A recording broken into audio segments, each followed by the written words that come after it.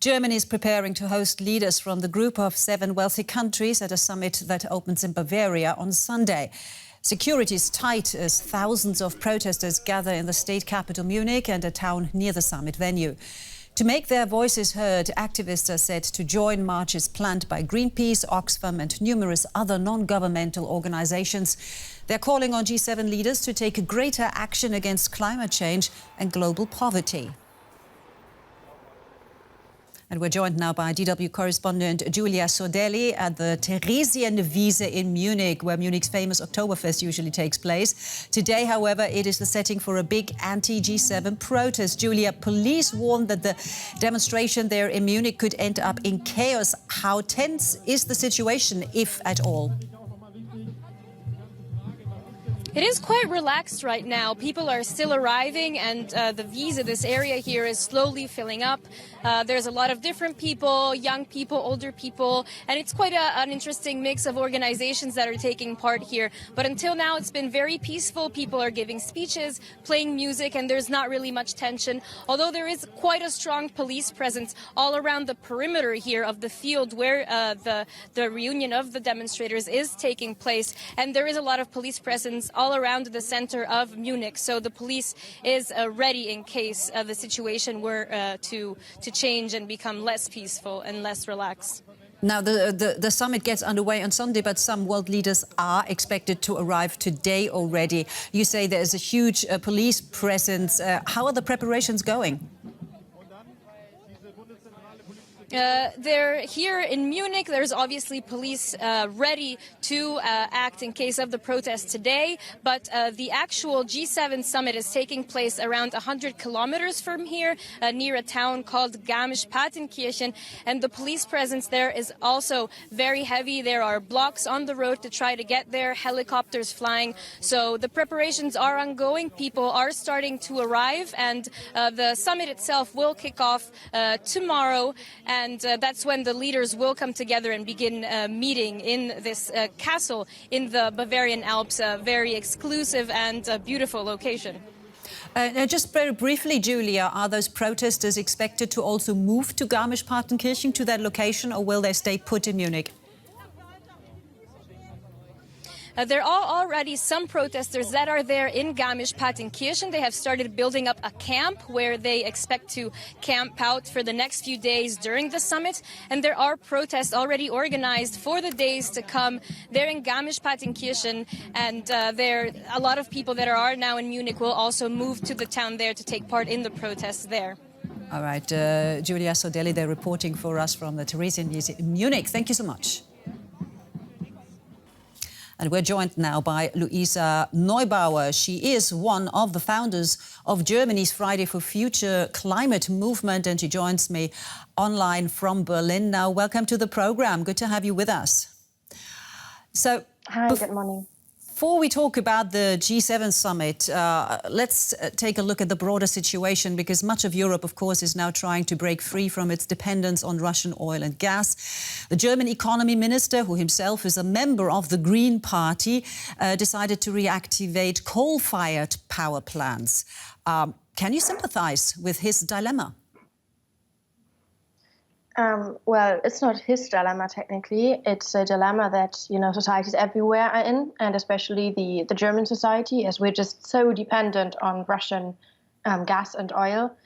And yes, there are big questions now, how to fill the gaps in the energy systems. But there's just this huge difference between filling in gaps and creating new, lengthy, long-lasting dependency on fossil fuels and their autocrats. And when, ministers say, okay, for now we have to jiggle around a bit and fill it with some coal, that might be fair enough as long as climate demands are still met, as long as we're still sticking to a CO2 budget, meaning maybe, having an earlier coal exit than planned, fiddling in to fit in with our climate budget in the long run. Do you have any ideas, any alternatives that you could suggest instead of reactivating coal-fired plants? Or is this basically the only solution we have right now? I am not an energy systems expert, and they have opinions, though, on what they are saying in Germany is that for now on, for this year, and especially for the next winter, yes, it is crucial that we fill in our gas tanks, and that means, for instance, for a short amount of time, having more coal. But it must not mean that we open up, for instance, numerous new installed LNG terminals on the German coast, that we do new drillings, and that we create all these new dependencies that drive us even further down the road of climate catastrophe. I mean, 2022, it should be that turning point. It should be that moment where leaders everywhere decide to turn away from fossil fuels as it sparks climate disasters and wars.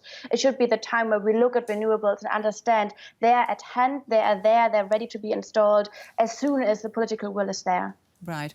I mean, it must be very frustrating because for many years the Friday for Futures movement was gaining momentum. Then came the pandemic and now the war in Ukraine. This upcoming G7 summit was supposed to focus on climate change. Now the focus is understandably on Ukraine. Do you have a feeling that political leaders have completely lost sight of the climate emergency? Honestly, I don't know what political leaders, are looking at and what not. But what it seems like from the outside is that obviously many of them don't want to or cannot understand the emergency we are in, and that there is, that things are connected, that a war fueled and financed by fossil fuels is part of the big spiral of fossil fuel destruction that is causing wars, that is causing, the destructions of our livelihoods. And so reacting to a fossil fuel war with more fossil fuels, it just doesn't make sense, even on geopolitical level. So for the sake of the world we inherited, that is there for us to save the future, that is, in the hands of the leaders right now and in ours certainly, we must stop playing out these crises against each other and understanding that they're dots that should be connected. Last question, final question, because obviously we mentioned that there are protests preparing anyway to go ahead. What concrete decisions do you and the protesters want to see at the G7? Yeah, that's a really good question. So first of all, this summit must be a turn away from fossil fuels. This means sticking to the agreements that have already been made, namely ending foreign funding for fossil fuels, which Olaf Scholz is about to crack down, which would be devastating. It must include committing to a coal exit in 2030, which G7 leaders must decide on the summit. And of course, it must include actually, consequent and honest commitments for loss and damage, financing the Global South, and of course talking about ending the debts of the Global South to actually, make proper and honest collaboration on a global level possible. Luisa Neubauer, one of the founders of Germany's Fridays for Future climate movement. Thank you so very much. Thank you. Well, for Germany, the summit will mark the high point of its turn at the helm of the rotating G7 presidency. The group includes the most advanced economies. That's the United States, Canada, the United Kingdom, France, Germany, Italy and Japan. They're home to 10% of the world's population, but they account for a third of global economic output. Germany holds the rotating presidency of the group, and this meeting will be dominated by a daunting set of crises, with Russia's war in Ukraine and climate change topping the agenda. But as DW's Richard Walker reports, these issues are nothing new for the G7. Germany's Baltic Sea coast, 2007. Angela Merkel hosting one of the first major summits of her career as Chancellor. Its name, the G8. That's right, back then it was still the G8, a group of 7 rich liberal democracies, plus Russia also on board. Vladimir Putin was there, and some of the photos even made it look quite friendly. Seen from today, it looks like a parallel universe. And yet, all was not well.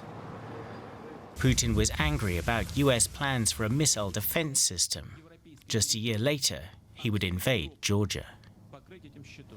Other challenges were mounting too. The G8 promised to tackle climate change, or at least it sort of did.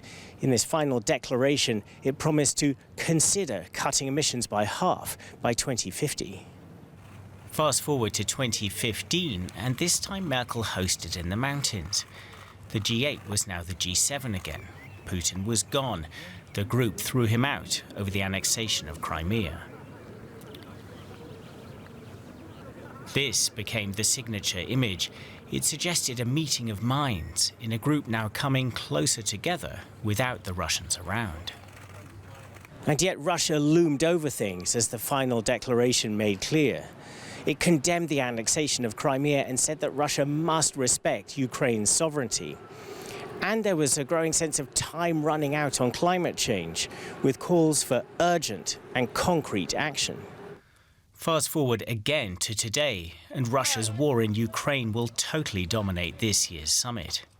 A war destabilizing Europe and potentially the whole world. The G7 will try to underscore Western unity in the face of all of this. And it will also try to tackle some of the fallout of the war, like the food crisis and the energy crunch. And with forest fires already hitting near Berlin this year, the climate crisis will be back on the agenda again.